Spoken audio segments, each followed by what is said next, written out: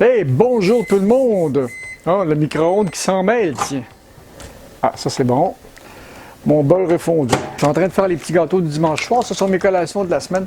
Et je vous ferai pas le gâteau devant vous parce que j'en ai fait déjà, j'en ai fait déjà beaucoup. Et puis ce soir, ben, on va le faire avec des framboises congelées parce que c'est à ce temps-ci de l'année, pour quelqu'un qui vit tout seul, j'ai beaucoup de congelés au congélo. J'ai beaucoup de congelés au congélo. C'est vraiment une solution qui est absolument géniale parce que moi, je mange beaucoup de fruits, beaucoup de légumes. Et si j'achète des casseaux de fruits pour la semaine, ben, je vais en perdre la moitié. Donc, congelé comme ça, ben, si j'achète le sac, je prends ce que j'ai besoin, je le refous au frigo. Et puis, ça peut se garder quelques mois.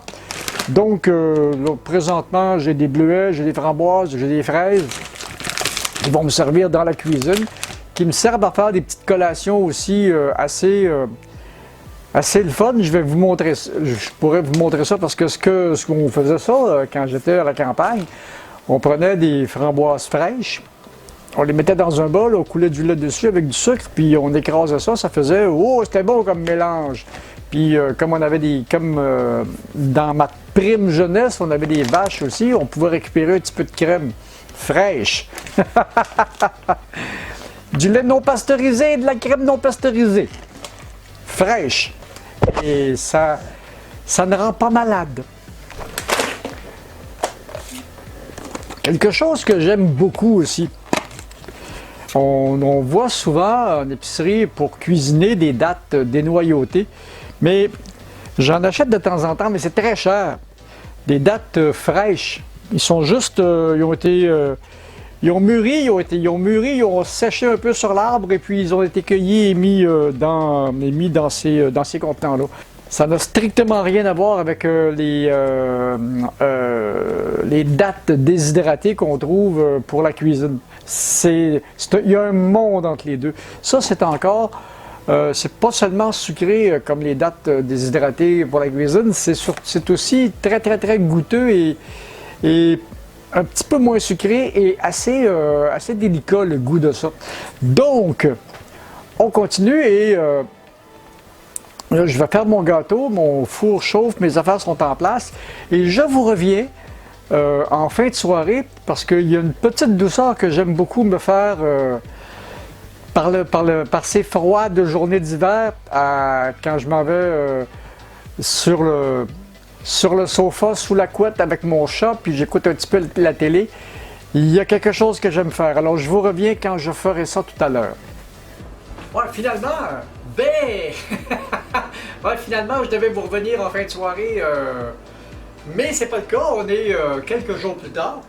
Et puis, j'ai joué dehors toute la journée. Il fait beau aujourd'hui. On a eu 4 ou 5 degrés avec du beau soleil. Ça commence à fondre tout doucement. Oh! Donc, encore 3 ou 4 semaines, puis la neige va être pratiquement toute disparue. Enfin, j'espère! Parce que là, la neige, c'est bien le fun, là, quand ça arrive. Mais au bout de quelques mois, on en a jusque-là. Allez voir sur mon compte Instagram, vous allez voir, il y en a de la neige ici, là. Et puis, il n'y a pas eu une tasse de lait. Voilà. Ce que je voulais vous montrer, c'est pas compliqué. C'est quand j'ai joué dehors, j'ai fait de la pelle toute la journée. Ben, partie de l'après-midi, je suis allé faire un petit tour dans un parc avec le camion, puis loin. Et puis, quand je joue dehors, après avoir joué dehors l'hiver comme ça, ben, une chose que j'aime beaucoup, c'est un bon chocolat chaud. Et on va faire ça à ma manière. On va vous montrer ça. Donc, j'en prends une tasse de lait. Ça va être la quantité. Et puis, on va chauffer le lait. Comme ça, quand il va être chaud, que je vais le remettre dans la tasse, ben, il va être parfait. Je vais avoir juste la bonne quantité. Et du cacao. Ça, ce qui arrive avec ça, le cacao, c'est que Si on veut faire un beau travail avec ça, ça demande une cuisson. Donc, on va cuire avec le lait. Donc, on va en mettre une couple de cuillères à thé. Et comme c'est très amer, on va mettre du sucre au goût.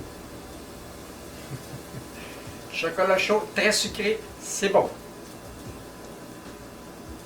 Alors, tout ce qu'on a à faire, c'est attendre que ça chauffe et fouetter. Puis là, jusqu'à temps qu'on ait la cuisson voulue. Donc, ça réchauffe.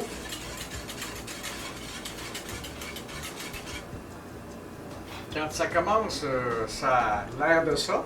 On dirait qu'il y a du sable dans la casserole. Parce que, ouais, parce que si je prends mon lait chaud et puis que je ne donne pas de cuisson, mais il va tout descendre dans le fond. Tandis que si je le cuis, ben, il va rester, ça va rester bien mélangé à mon lait. Un peu comme un milkshake, mais chaud. Baisse le feu un peu.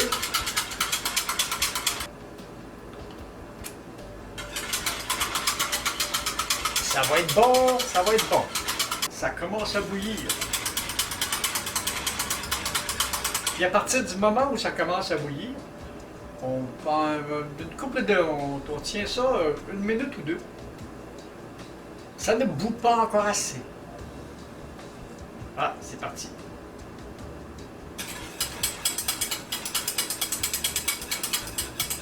C'est parti. Wow! C'est ça qui est dangereux.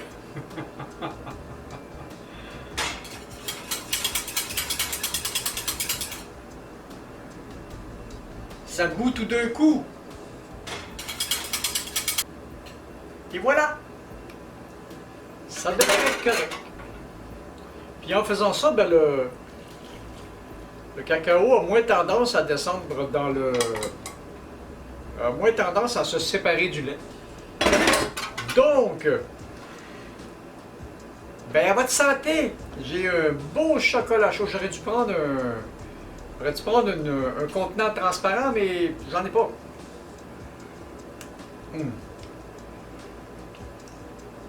Bon, ben, après avoir joué dehors toute la journée, ben on va aller s'écraser un petit peu devant YouTube, puis regarder des vidéos.